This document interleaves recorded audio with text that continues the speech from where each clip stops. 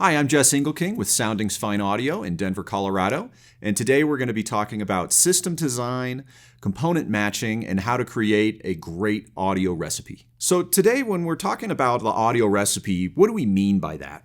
Well, what I mean is it's very possible to get a bunch of really great individual components, a really great set of speakers, have it all put together, and then you end up with something that sounds kind of mediocre. And we're going to discuss why that happens and how you can avoid it.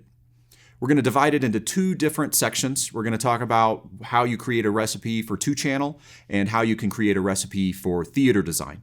Now, this is how we do it here at Soundings. These are my personal philosophies. There are definitely a lot of different ways to do it, but this is what the guiding light is for us and how we can help make sure that even with an existing system, how we can pick out the right next piece for your system and make sure that it elevates it and doesn't just make a lateral move in your sound performance and experience. So one of the first things I want to address are just audio adjectives and the audio superlatives.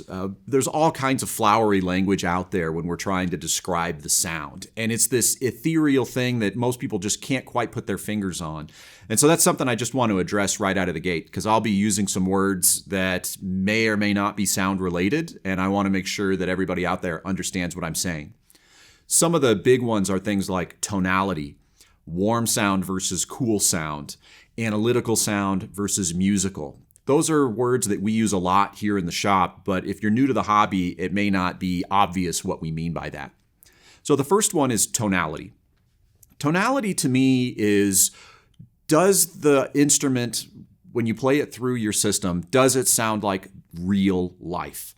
And that's a really high bar, I understand, but I think it's an important distinction. When we're building a system, our goal is to recreate the sounds as they are in reality. We're not comparing one speaker to another. We're not saying, oh, this is the best speaker I've ever heard because it's better than another system I heard. It's how close am I getting to the real deal, the real life experience. And so having something that has truer tonality or better tonality, if it's a piano, when they strike that chord, does it make you feel like a real piano does? Or does it feel hard? Does the sound stop too quickly instead of ringing out and recreating the space that was there? To me, that's what tonality is all about. The next thing is analytical versus a, quote, musical type sound. So this is related to tonality, because if something is maybe more analytical, a lot of times what we're trying to say is this is realistic, but it doesn't move me. It may not be as emotionally engaging. So it got the sound right, but it didn't get the feeling right. And when we talk about musicality on the other end of the spectrum, it might have lots of emotional connection. When I hear it, my heart flutters. All of a sudden, my memories go back to that last concert or that time that somebody played a live instrument in front of me. That's what I'm talking about, musicality. There may be a component that is really engaging to me, but if I really think about it, it's not actually real sounding. It's very common that a given component, whether it's a speaker, an amplifier, a DAC, or even cables, controversial as it may be, will tend to fall on one side of that line or another. So making sure that we pair all of these things together in the right order is part of what gives us this good recipe. So if you have something that's all analytical components, you have an amp that's very, very neutral, you have speakers that have no personality whatsoever, they just play what comes through them, you have a DAC that's crystal clear. Sometimes when we play these systems, they sound real, but your mind starts to wander. You start thinking about that email you need to respond to. You start looking at your watch. You start thinking about chores around the house that you need to do. There's just nothing that's pulling you in. And likewise, sometimes there are systems that really pull you in musically, but when you think about it, that's not how that singer's voice sounds, or that guitar doesn't quite have the right kind of tone compared to what you know it to be. So we want to get these things in a good balance so that we can have the best experience of this sounds real and it makes me just want to listen to more and more music.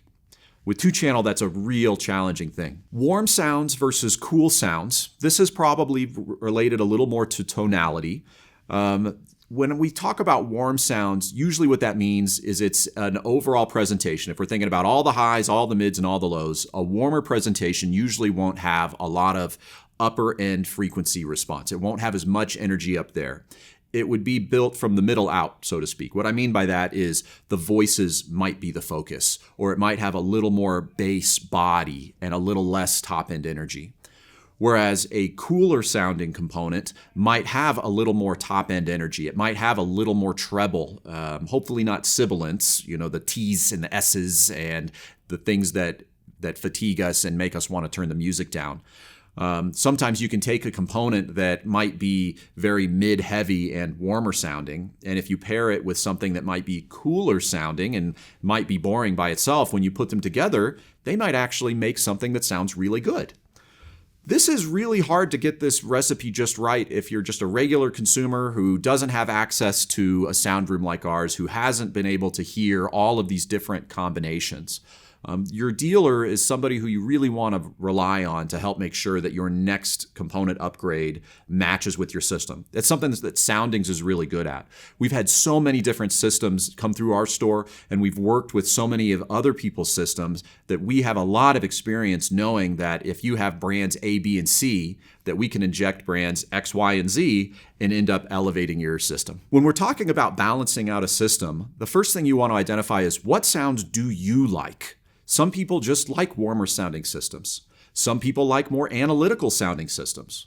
I'd call it the warts and all approach. Sometimes you want a system that's going to produce everything that's on the track, whether it's streaming, whether it's CD, whether it's vinyl. You want exactly how that recording artist heard it in the studio, warts and all. If it's a bad recording, so be it. You want that system to come through. Other people want a more beautiful sound that even if the recording wasn't so great, they don't want to be punished by their audio system. They want to make sure that no matter what they play, that it's an enjoyable system. If you know what your needs are and you know what you like to listen to, it sure makes the job a lot easier to balance things out or to move things in the direction that makes the most sense for your own tastes. Once you know what kind of sound you like, then we can start to figure out what we need to do to elevate that even further. If your system sounds really dry and accurate, but you just don't find yourself listening to music very often, then we probably should put something in that's maybe a little more beautiful sounding. Or maybe your system is really warm and there's nothing objectionable, but it just doesn't feel as real. Maybe the imaging doesn't jump out at you the way that you'd want. Maybe the instruments aren't hanging in the air the way that you would really like them to be. All of those factors are what add up to what your next upgrade should be. So a lot of people are worried about trial and error when it comes to making a better recipe for yourself. And if you don't have a lot of experience, it can be trial and error. If you can take parts of your system or things that you like, we can build around that. If you have a component that you really want to hang your hat on, whether that's your favorite turntable, or you finally got that perfect amplifier in your mind, or you have a beautiful set of speakers that maybe just matches the aesthetic of your room, and now we have to have that speaker produce the sound that you like. These are all really big deals in making sure that the next upgrade you get is the right one. At Soundings, we have a wide variety of components and a wide variety of speakers to choose from, and that's how we actually choose the stuff that we have. We want to make sure that these components are universally good in their own right, that maybe a given brand of amplifier is neutral throughout the line, so that we know if you have maybe a laid-back sounding system that we can put this brand in there and all of a sudden bring some liveliness to it. Or maybe you have something that's too analytical. We know that we can put in certain components or certain speakers and make it more beautiful sounding. I would say that in general, for a good recipe, if you have a lot of analytical gear and you have one really beautiful sounding piece in there, whether that's your speakers and everything, all your electronics are analytical, or maybe you have speakers that are just dead neutral and you can get a really beautiful sounding source. That basic combination a lot of times will give something that most people are going to fall in love with. When it comes to designing a good recipe for theater, the goalpost shifts a little bit. The big reason is because most of the sounds in a home theater system are made up. They're Foley sounds. It's an artist in a studio trying to make up sounds that sound like whatever is happening on the set. So for example, if someone is walking across a beach in the movie, it's going to be some guy in a sound booth with a sound box stamping away to make it seem like there are actual people walking on the beach. It's not actually that beach. It's not actually that person in that sand that you're hearing back in the recording. In other examples, like U571, one of my favorite examples of this is the depth charge scene, very famous home theater scene, lots of great bass.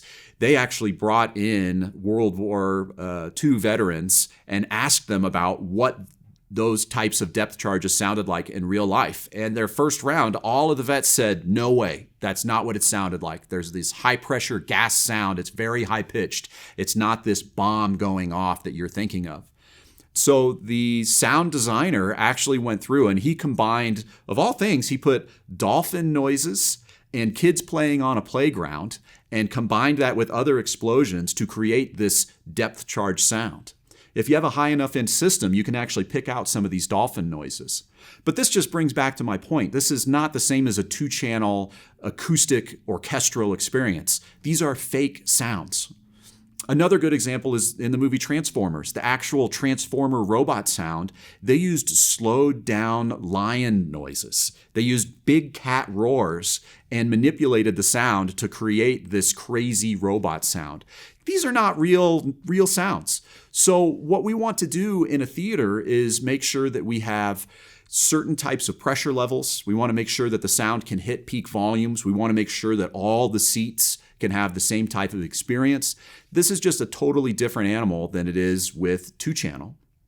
So the recipe works out a little differently. I would be more concerned about making sure that the speakers are right-sized for your space. Don't have the world's biggest speakers in a tiny apartment. Don't have tiny satellite speakers in a giant great room. You want to make sure that you can actually project the sound across the room at the proper volume levels at the seat where the movie is going to be enjoyed. Positioning is a very, very big deal. Making sure that you have these right spacings so that they can all interact properly and create this wraparound experience that you get in a good movie theater setting. Your processor matters a lot. Your processor will make sure that all of these sounds come through faithfully. They also have different types of calibration methods. If you use something like Dirac live calibration, very, very powerful one, that can be a major equalizer, no pun intended, in making sure that you can recreate faithfully all of these movie soundtracks. Bass, very, very important for a theater setup. We've talked about this in other videos, but putting a bunch of subwoofers in the room, making sure they're leveled out properly, making sure the distance are set up, that's also a very big factor. It's not the same kind of blending as you would have in a 2-channel setting. So when you're designing a theater, the studio actually puts a lot of the same channels in every location. So whatever the giant tower speaker they have in left and right, they probably are using that same speaker for the center. A lot of studios even use that for the rear surrounds and for the Atmos section. So having identical speakers is actually a little bigger deal than having something that might be tonally accurate. If you have giant speakers up front and little speakers in back, making sure that these sounds pan around the room with the same amount of energy, it's harder to do. So that's actually making sure that things match, I think, is as much of a milestone to hit as it is just getting good speakers. Having the right things in the right place with the right amount of power is a lot of the recipe. To round things out, for whether you're building a great theater or whether you're trying to build a world-class 2-channel system, setup is paramount. You're just not going to hear these differences in the instruments. You're not going to hear the differences in the equipment. You're not going to hear the differences in your room or their recording space if things aren't dialed in absolutely perfect. There are a lot of ways to do that. We'll save the how-to for another video. But if you don't set this up right, you're just going to be chasing your tail and you're not going to be able to figure out what recipe you actually need to create or what needs to change in order to get the best possible experience for yourself. As always, thank you so much for tuning in. If you haven't already, please like and subscribe. We'll see you in the next video.